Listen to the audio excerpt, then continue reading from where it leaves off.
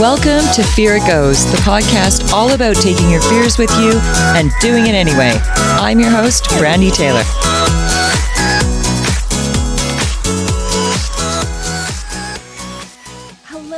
Hello, beautiful souls. Ooh, juicy day today is. Okay, we've been getting a lot of rain and it's been a lot of overcast, but there's been so much excitement bubbling up inside me. And I really wanted to share it with you. So, beautiful souls, this is the last week, at least I think it is, of our business episodes. So, our business series. I want to close it with this. Often, I talk to you about challenging some of your mindsets, how to expand them, and really elevate yourself to the next level and the next level of you. I really want to help you create the most successful life that you are literally jumping out of bed with excitement for every day. And yes, it seems like such a crazy statement, right? I'm jumping out of bed every day. Who does that? Actually, quite a lot of people. When you're living in your purpose or you're living on purpose and you're doing something that just drives you, you can't help it. Some days I wake up and I'm like, oh my God, that's such a good idea. I got to go write that down. I got to go do this. I'm just driven. And then there's days that I'm like, oh my God, I'm so excited. I'm going to work with this person. I get to see this shift, this tiny little incremental shift, but I know it's going to be massive over time. So I really want to make sure that we kind of talk about a few things today. One, how do we look at success? How do we look at failure? And how do we accelerate it? And what's holding us from being in that? So first, I want to bring you back to the days that you were a little baby and you were out in the world on your tummy having tummy time, and it was wonderful, and you were exploring your world, figuring things out, right? At that time, everything is really exciting.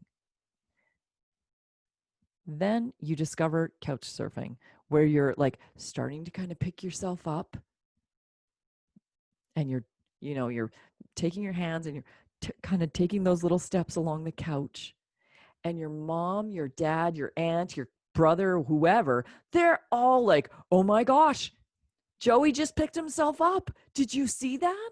This is so awesome. And you have your cheer squad. As a baby, you're not really realizing that your big goal is to get up and walk, but maybe you do. Maybe we just don't remember that we are thinking, I really want to do this, right? But the goal is to walk. So you're doing your little couch surf. It's really exciting. And then mommies and daddies are all over trying to get you to walk because they're like, you can do it, just one step, one foot in front of the other. You got this. You got this. And they're cheering you on all the way. And every step you take, they're cheering you. They're telling you how great it is. They're celebrating you.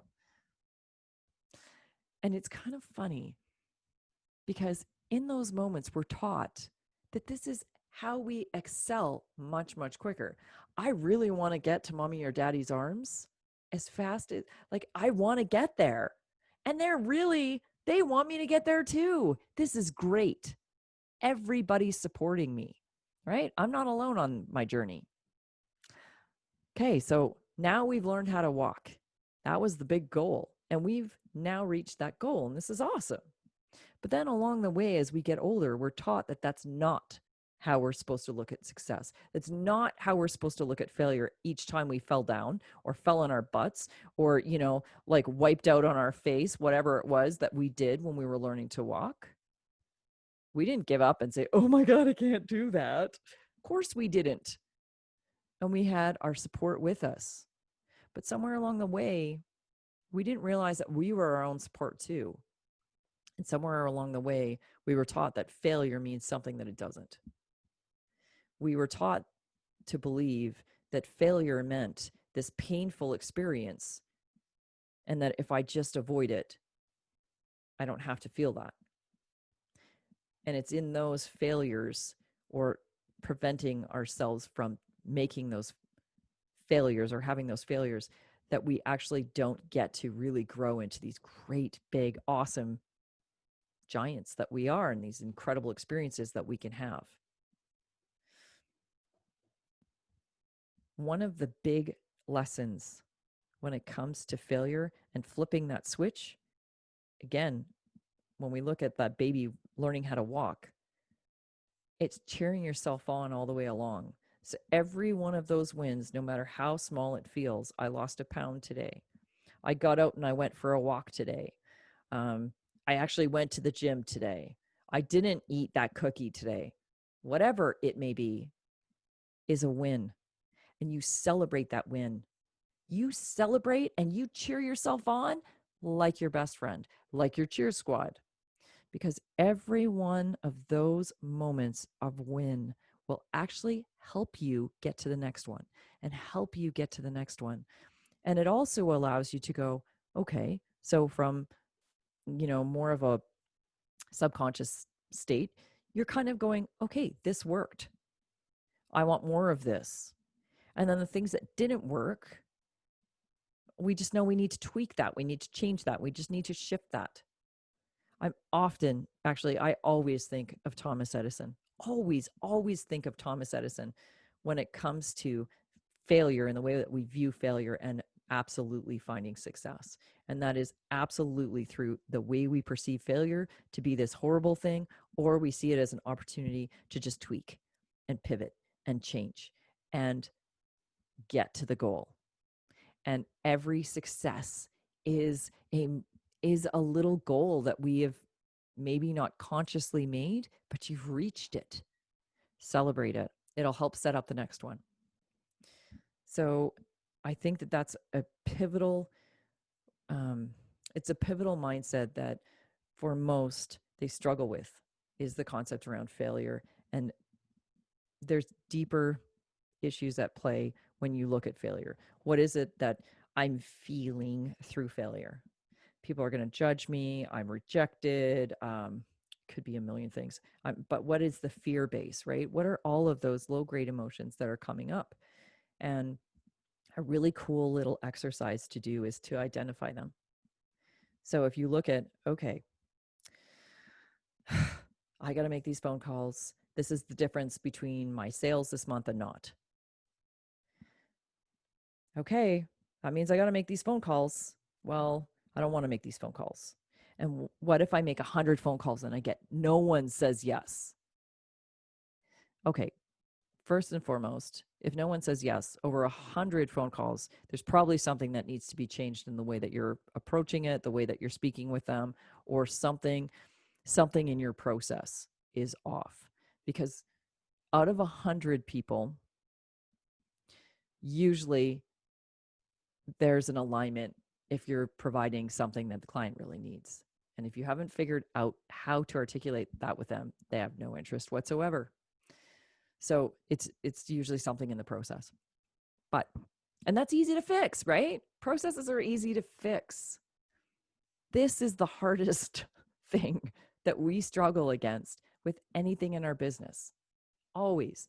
Oh, but the buts that hold us back, the should-haves, oh my God, the guilt and regret with should.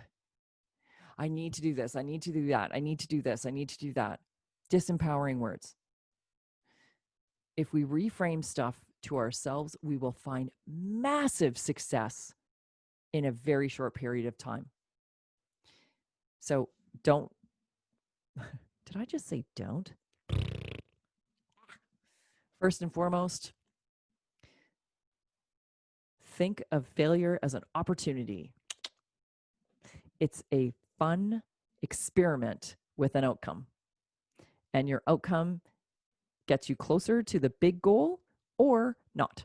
And if it's not, it's a tweaking. What's working here? What didn't work? Is it wording? What is it? Am I clear on my message, my offer, and what is aligning with my client? What do they really need, and how can I serve that? Okay, now when it comes to fearful things, this is another really great tool that I teach, but you're going to get a little bit of it here. So, and I'm just going to kind of keep this pretty simple. So When you're thinking about something like, I got to make all these calls. Okay. Worst case scenario, what could happen? Well, every 100 of them say no, right? Worst case scenario. So I'm no better off than when I first called, and all I've done now is put in some time. Sucks, but it's not the end of the world. Best case scenario, I actually get sales out of it. Maybe I hit my quota or better this month. Or I don't like to think of things as quotas ever. I really like to think of things more like an alignment of what really helps them. So, yay, I've really succeeded in making sure that I've helped 20 people this month, or I've really, enhanced their life, or it's framing. Everything that we're doing is about framing in our own headspace before we can even articulate it out. So, worst case scenario, best case scenario, somewhere in the middle. These are excellent tools and an excellent way for you to approach anything you're afraid of. Okay, worst case scenario is this, best case scenario is this, somewhere in the middle is this. Chances are I'm going to probably be somewhere in the middle. And if it's the worst case scenario, it's never going to be something so devastating that it's not worth your risk. Actually, let me rephrase that. It just depends on what you're doing. But in most cases, in almost all cases, especially when you're dealing with your business and you're doing things that are above board and totally legal, and you're always aligned with what is right for the client and you, it's creating a win-win, then honestly, this is a really, really great way to approach it. What's best for the client? How can I serve them? How can I make sure that they get the most from this experience or the most from our product? Or what can I give them that's really going to be great for them? Right? If you're coming from that space, then worst case, best case, middle is always going to serve you. So, 2 tools. And actually, really, the last is all about framing. So, if your messaging isn't coming out right, and really, actually, I'm thinking more along the lines of sales. And I've had many conversations with entrepreneurs that I've worked with that talk about, but they're really looking at the sales. Like, I don't know where my sales are going to come from, and sales. Okay, sales are wonderful. Sales mean that you have been able to align in some awesome way with your clients. So again, frame this. How can I serve them? What can I do to bring the most value to them without taking everything away from me? That's not an alignment. Win-wins are what you're looking for. Always create something where it's you giving something really valuable and they are paying for what is really valuable. It's a win-win. If they're not paying for what you are offering, they don't see the value. If you are talking always about price, they don't see the value. So show them the value of what you're offering, and they should have no problems. Or if they do, again, misalignment. They are not the right customer for you. And it's okay. Oh my gosh, it's so okay to say no to a potential client or customer. It's okay. If it's misaligned, it's no different than me coming to your house with my house key, trying it in the lock to discover it doesn't fit, right? I can't get in your door. It's okay. It's not my house. It's not meant to be my house. It's no different for a misaligned client. Sometimes we come across people or situations or companies that just aren't right for us, or we are just not right for them. Like I had a really hard time with this for a very long time. When I was in finance, I wanted to help every single person. And then I realized I can't help every single person. Every single person doesn't want to be helped. Every single person doesn't want to hear what I have to say. That was a tough one for me. And then same happens now as a coach. I want to help every single person out there, right? I want to elevate every single person I can because I know the power of what this offers. But everyone's not there. And I also recognize that now at this stage, I'm not the person that you want to come to if you're just tapping your toes in the water. You're just like, I'm not sure about this stuff. I don't know if I actually believe in any of, you know, I don't believe in the power of the mind. And I don't believe that we actually draw things to us or repel things or any of this stuff. Like, if you're not there, I'm just not the right person for you. And that's okay. And that's okay. So, with your business, what can you do today, right now? One step, even if it means that you're, I don't know, maybe you're taking a course so that you can elevate your skill sets, or maybe you're reaching out to one new person today, or maybe you're going to put something up on social media because you love it so much, right? Or maybe you do love social media. But what are you going to do one step today that can help you build that greater value, that greater connection, that greater understanding of what is really going to drive your business, set up more value for your client, and create win-wins?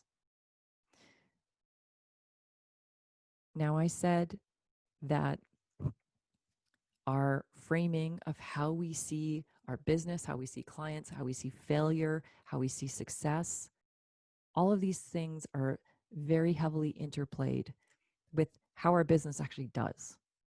So if we are stuck in mindsets that are limited, lots of buts, but you don't understand mine's different. My favorite, and trust me, oh my God, did I say that to myself enough and say that to other people, but you don't understand, and but this and but that, and I live in this city, and it's mindsets. So are you finding yourself or catching yourself? And if you're catching yourself, this is really good. So are you finding yourself or catching yourself in a limit, in a block, in something that's going, well, why do I keep doing this and I'm not getting the results? I'm putting the time and effort in, but I'm not getting the results. You got a block. Cool, awesome thing about blocks is they can all be removed, and then your business flies. So if you're finding yourself in this position, reach out. This is what coaches are here for. We honestly love working through blocks because we get to see you move to levels that you never expected, but we can see in you. We help keep you accountable. We help hold we hold up your pillar when you can't see it. We're there to help guide you. And we're also there to really make sure that you have a very clear vision of what it is you want. Because a lot of times we think we want something. I think I want this, or I just want to make more money. Okay, well, how do you want to make more money? Well, I want more clients. What does that mean for you? Does that mean that those clients are going to create more stress in your life? Does that mean that those clients are going to be a streamline in your business and we're going to do some automation that's going to help you? What does that mean to you? And really getting clear on what you want that drives your happiness, your confidence, your abilities and your skill sets, and all the amazing gifts that you have forward. So coaches are really well known for kind of clarifying what it is that really matters to you and then helping drive that initiative in your life and make sure that you are aligned with that so that you make great money because people reward you for the incredible gifts you're bringing to them. Awesome, right? Yeah, I love it. Can you tell I love what I do? I love being in someone's corner. I love giving them support because that was one of the things that I discovered when I was younger is I felt like I didn't have the support and then I couldn't give it for a long time. And now I'm so full, it's so easy for me to give. It's one of my favorite gifts to share is that support and that vision. I love to support vision. It's fun. It's really fun. And it's really fun to clarify vision. Oh, that's juicy to me. And transformation actually is one of the most beautiful, brings such pride, but such beautiful, joyful pride. Like the parent that sees their kid walk for the first time and is just like so excited and so happy to see this moment because they always knew you had it in you. It's amazing. So today, I hope you take some of what I've said and implement it. Take it and implement it. Use some of this. Start to look at, how am I setting myself up for success? What are some of the blocks that I'm experiencing? What are the emotions around what I'm experiencing? There's a really beautiful process that clients and I go through that kind of flesh out all of these blocks and these things that are stopping you.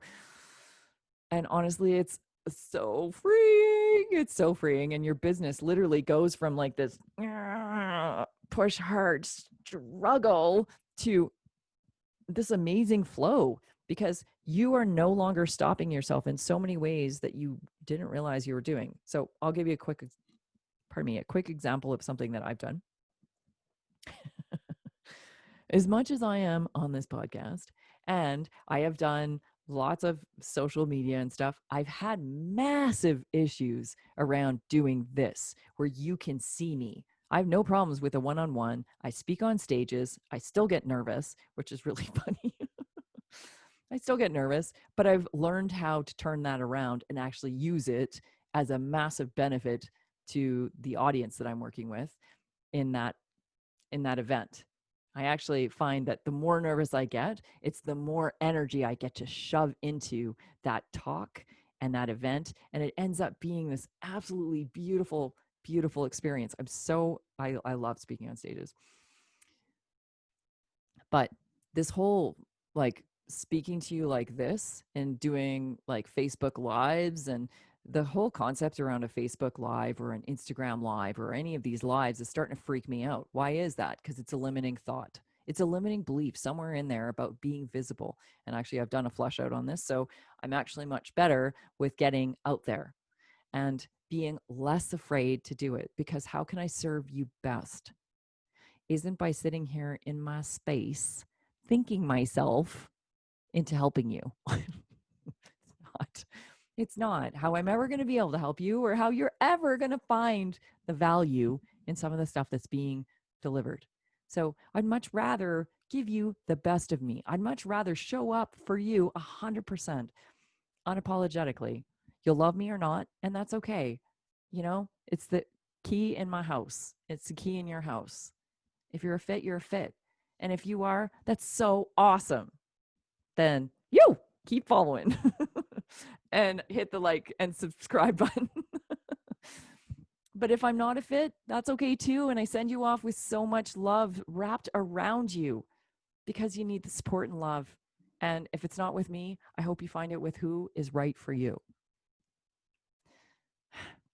So, working through blocks, uber important, whatever they may be, that prevent you from showing up and being your 100% you, where you could really make an impact in this world. Because I know deep down, all of us want to make an impact.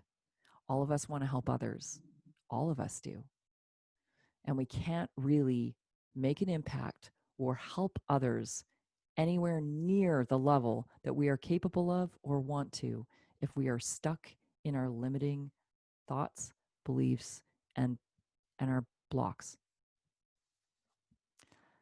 So if this actually is resonating with you and you're finding, yeah, I know I've got some blocks, I just don't know what to do with this, I really want to work through them, there is a link at the bottom of this podcast and on the YouTube podcast. So whichever way you're viewing this or listening to this, there's a link for a calendar, and you can sign up for an alignment call. The alignment call does a couple things. One, flushes out what you want, because I think everyone should know what they really want so that they at least have a destination in mind and they can drive forward, right? Most of us don't even have that. So that's the first thing. Then we look at the stuff that's like, what's in the way? What's really in your way? What have you tried? What have you not? And let's flush that out. And then here are some of the steps you can take that will help you move to that big goal, to what you really want. It's awesome. I love these calls. They're so beautiful. So the call is for you, my friend. Oh, I love that statement. For you, my friend. Um, sort of an inside joke. For you, I'm offering these. These alignment calls are totally complimentary. There's no obligation. At the end of the call, if we are a fit and this is something you want, you're more than welcome to come on board and work with me. If it's not, again, I send you off with love. There is no pressure here. That's not the purpose of what I do or how I will ever be able to help somebody, ever. So I encourage you to book a call and really discover what's like, what gets you jumping out of bed, what makes your heart sing, what's stopping you from having that heart sing and that jumping out of bed excitement every day and that thing that drives you and makes you feel like you're super on purpose. You're living your life on purpose and there's no regrets. It just feels freaking great.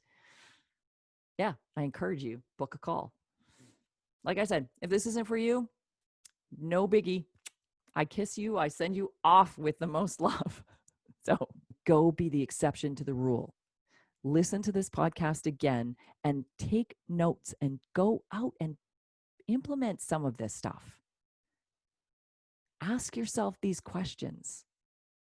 Okay, and I have to leave you with this because this is really one of the most life-changing questions someone can ask you if you're ever sitting on a fence, okay?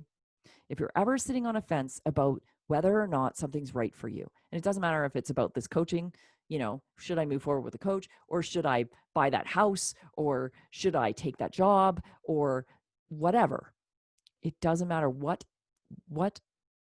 decision you're sitting on and you're not sure, is it the right timing? Is it too much money? Like, is this the right investment for me?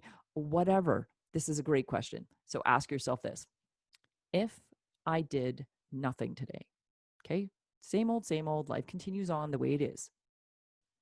What will my life look like, feel like, and be like in 5 years' time or 10 years' time? Don't give yourself any buts. Don't let the limits to come in. Just really think about this and be honest with yourself. I know for me, that was one of the most terrifying questions I've ever experienced because I realized right then and there I couldn't live the way I was, not for 1 second longer. I needed to get off that fence and do something. So beautiful souls, have an absolutely extraordinary week.